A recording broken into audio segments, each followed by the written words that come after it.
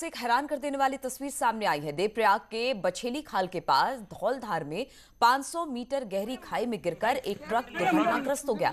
लेकिन हैरानी की बात यह रही कि इतनी ऊंचाई से गिरने पर भी ड्राइवर और क्लीनर दोनों की जान बच गई। आप तस्वीरों में देख रहे हैं कि किस तरह से ट्रक लुढ़कता हुआ खाई में जा गिरा। पुलिस ने दोनों को अस्पताल में भर्ती करा दिया है, जहां पर उनकी हालत अभी ठीक बताई जा रही है। ट्रक चमोली से ऋषिकेश जा रही थी कि रास्ते में अनियंत्रित होकर खाई में जा गिरी।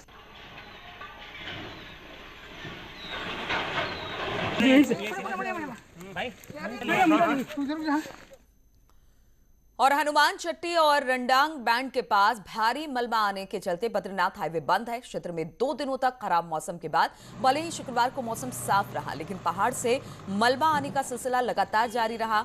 हाईवे से क्षतिग्रस्त हो गए हैं। हालांकि बीआरओ मार्ग खुलने का काम कर रहा है, लेकिन जिस तरह से लगातार मलबा आ रहा है उससे सड़क खुलने में अभी और समय लगेगा।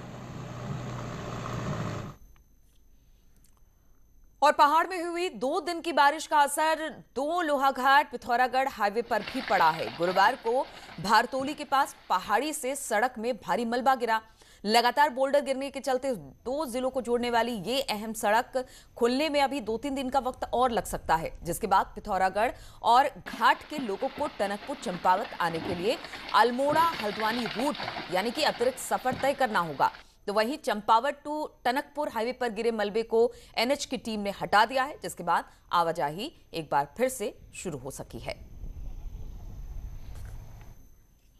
और केदारनाथ धाम के तीर्थ पुरोहितों ने केदारनाथ मंदिर के अंदर प्रवेश न दिए जाने का शुक्रवार को जमकर हंगामा किया। तीर्थ पुरोहितों ने देवस्थानम बोर्ड के खिलाफ केदारनाथ मंदिर के मुख्य गेट के आगे धरना दिया। उनका आरोप है कि देवस्थानम बोर्ड के कर्मचारी ने तीर्थ पुरोहितों के मंदिर के भीतर जाने पर रोक लगा रखी है, जिसकी वजह से तीर्थ पुरोहितों में आक्रोश भड़क गया है।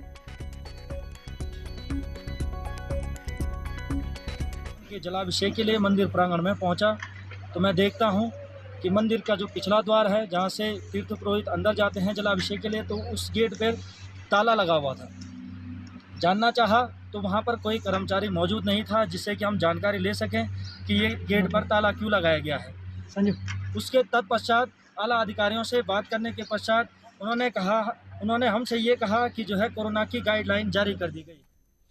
और सरकार के रोक के आदेश के बावजूद उत्तराखंड वन विभाग में 22 ट्रांसफर कर दिए गए। कांग्रेस ने निशाना साधा तो वन मंत्री को मामले में सफाई देनी पड़ी।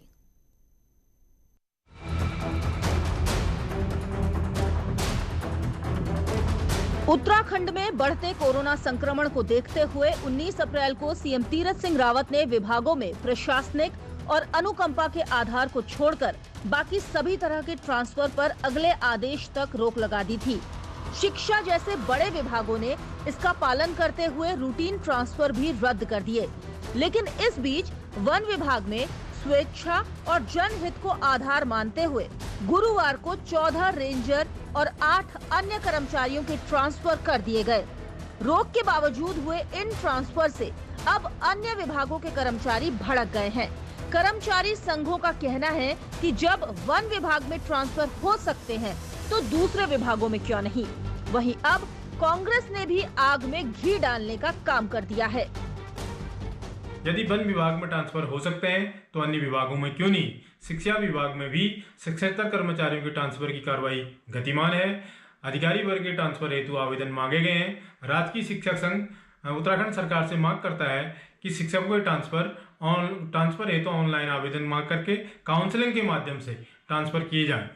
शासनादेश निकालते हैं, सरकार नीति बनाती है, लेकिन उसके अनुरूप चल नहीं रही है।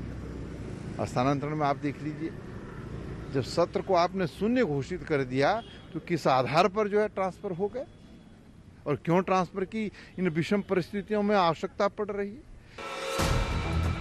उधर ट्रांसफर तो किए गए रेंजर और कर्मचारियों के, लेकिन वन मंत्री उदाहरण आईएफएस के ट्रांसफर का दे रहे हैं।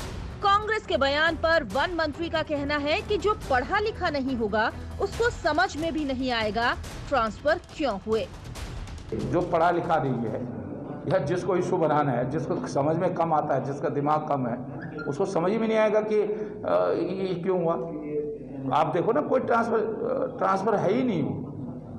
अब जैसे मुख्यालय में देहरादून से देहरादून में वो प्रमुख वन संरक्षक मुख्यालय में था, तो उसको हमने एमडी बड निगम बना दिया, वहीं देहरादून में ही मुख्यालय है।